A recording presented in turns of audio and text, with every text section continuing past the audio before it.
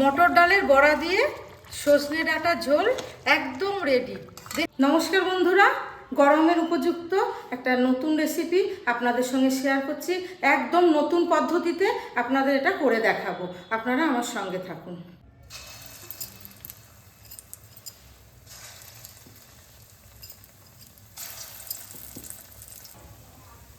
মটর ডালের বড়াগুলো সব ভেজে নিচ্ছি। বড়াগুলো ভাজা হয়ে গেছে, এবার এই একই তেলে আমি আলুগুলোকে ভেজে নিচ্ছি।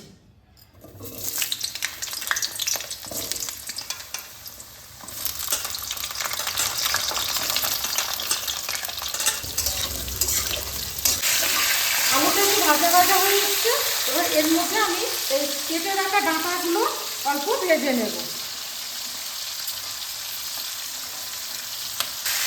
এর মধ্যে ডাঁটাগুলোকে এর মধ্যে আমি অল্প ভাজবো, বেশি ভাজলে পরে ডাঁটার স্বাদটা নষ্ট হয়ে যাবে। সব কিছু ভেজে নিয়েছি, এবার এই তেলেই আমি ফোড়ন দিয়ে দেব। ফোড়নে 2টো তেজপাতা, একটা শুকনো লঙ্কা আর সাদা জিরে 1 চামচ। ফোড়নটা থেকে একটা হালকা গন্ধ বার হলে পরে আমি এর মধ্যে একটু আদা বাটা দিয়ে দেবো। ফোড়নটা ভালো মতো হয়ে গেছে, এখানে আমি 2 চামচ আদা বেটে রেখেছি, এটার সঙ্গে মিশিয়ে দেবো। আদাটা যাতে না ছিটকে সেজন্য আমি সামান্য জল দিয়ে দিচ্ছি।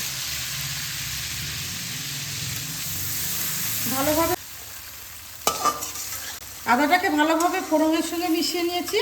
এবার এখানে কতগুলো কাঁচা লঙ্কা চিড়ে রেখেছি, এটা এর মধ্যে দিয়ে দেব। আমি এই তরকারিটা পুরো কাঁচা লঙ্কাতে রান্না করছি, শুধু ফোড়নে একটা শুকনো লঙ্কা দিয়েছি। আদার কাঁচা গন্ধটা চলে গেছে, এবার আমি এর মধ্যে কিছু শুকনো মশলা দিয়ে দেব। 1 চামচ হলুদ গুঁড়ো, 1 চামচ ধনে গুঁড়ো, 1 চামচ জিরে গুঁড়ো, কাশ্মীরি লঙ্কার গুঁড়ো 1/2 চামচ।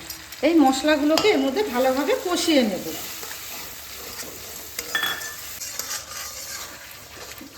গরমের সময় মানুষের মুখে স্বাদও থাকে না, আর বিভিন্ন রকম সবজিও পাওয়া যায় না, তখন এইভাবে এই রান্নাটা করে খেলে মানুষের মুখে স্বাদও আসবে, আর স্বাভাবিকভাবে তারা খাওয়া দাওয়াটাও করতে পারবে।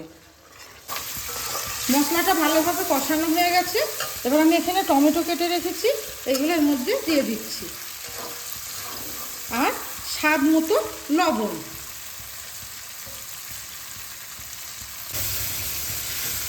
টমেটোটা নরম হয়ে গেছে, মশলা থেকে তেলও ছেড়ে গেছে, এবার আমি ভেজে রাখা আলু আর ডাঁটাটা এর মধ্যে দিয়ে দিচ্ছি। মশলার সঙ্গে ভালোভাবে মিশিয়ে নিচ্ছি।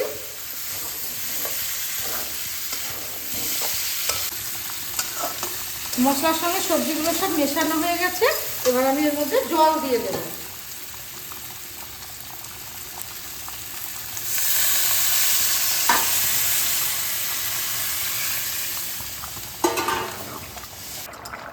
ঢাকনা চাপা দিয়ে 7 মিনিট কুক করে নিলাম।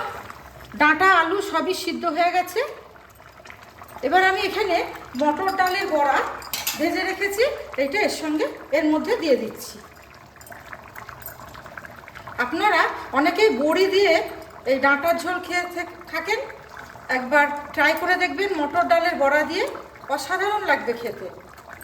ভিডিওটি ভালো লাগলে আপনারা লাইক, কমেন্ট, শেয়ার করবেন এবং চ্যানেলটিকে অবশ্যই সাবস্ক্রাইব করবেন। আর এখানে বেগুন ভাজা রেখেছি, এটাও এর সঙ্গে দিয়ে দিচ্ছি।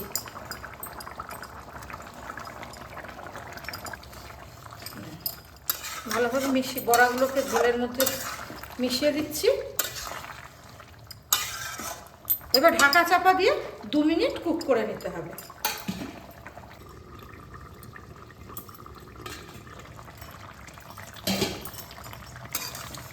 মটর ডালের বড়া দিয়ে সজনে ডাঁটার ঝোল একদম রেডি। দেখতে কতটা লোভনীয় হয়েছে দেখুন বন্ধুরা। এইভাবেই বাড়িতে একবার খেয়ে ট্রাই করে দেখবেন।